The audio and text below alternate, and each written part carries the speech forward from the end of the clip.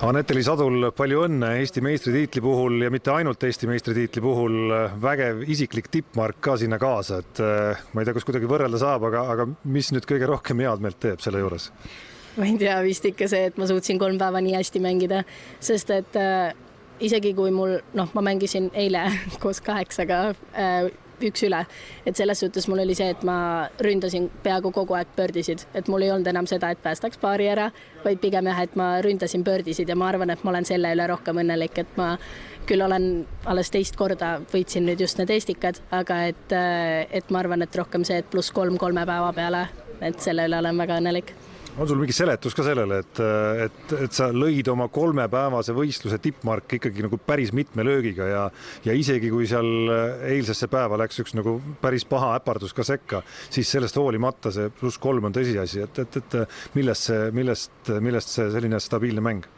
No ma ütlen päris ausalt, siis ma olen terve selle suve ainult golfiväljakul olnud, et tavaliselt on see, et tavalöögiga on kohati probleeme, aga nüüd ma peaaegu ei lööndki fairwaylt välja, et selles suhtes ma arvan, et pigem see, et ma olengi terve suve nii palju mänginud, et ma olengi just tegelenud hästi palju lähimänguga, millega ma päästsin ka 3 päeva jooksul päris palju ära ja ilmselt sealt ta tuli, jah.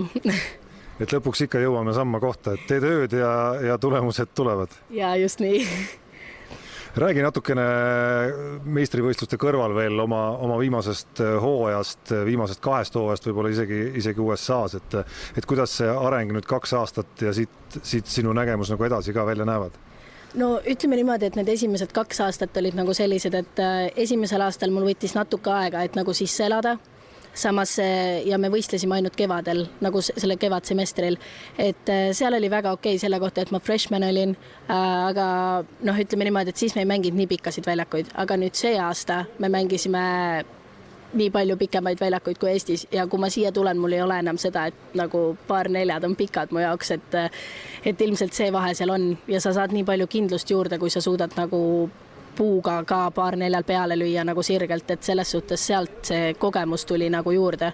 Et ma küll ei mänginud nii häid tulemusi, mul oli 1 hea võistlus USAs, et ma ei mänginud nagu kogu aeg paari lähedale, aga ikkagi see nagu mäng arenes nii palju ja nüüd, kui ma Eestisse tulin ja tegin veel oma treeneriga trenni ja ta aitas mul selle löögi korda saada, et siis peale seda oli näha, et tegelikult on areng hästi suur olnud selle 2 aastaga seal USAs.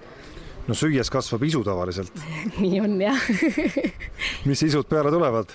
Ma ei teagi, ma vist võtan uueks eesmärgiks, et tahaks 3 päeva alla rajapaari mängida, et see oleks lahe.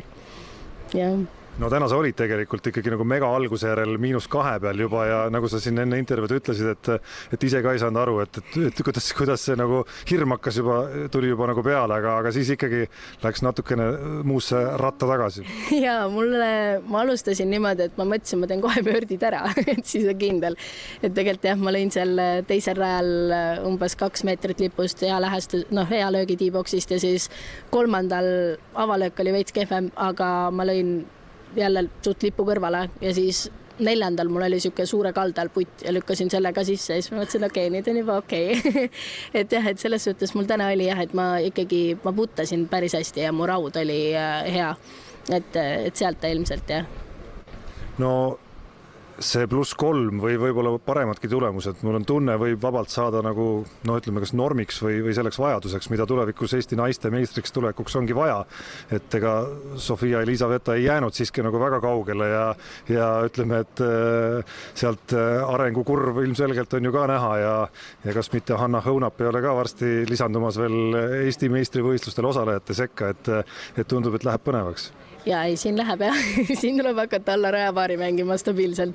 Et aga jah, nagu meil ongi see, et tegelikult Elisavetaga ka me saame hästi läbi ja see ei olnud nagu nii siuke võitlus, et pigem oligi see, et see, kes lihtsalt paremini mängib, see võidab. Aga eks me mängisime mõlemad hästi. Ta lihtsalt esimene päev ei olnud nagu nii hea, sest ta tavaliselt mängibki siuke 1-2 üle rajapaari maksimaalselt. Et esimesel päeval ta jah, natukene oli nagu +5 ja ma mängisin paari, et sealt see vahe tuli. Aga teine päev me juba mängisime võrdselt ja 3. päev ta mängis löögimust paremini, et jah, et see tase läheb paremaks siin jah, kogu aeg. Et kui ma siia võistlusele peale tulin, siis Pärnu Pei tegelikult, see pole mu kõige parema esitluse rada, et ma olen siin küll matchplay võitnud, aga löögimängu ma siin ei ole nagu hästi mänginud.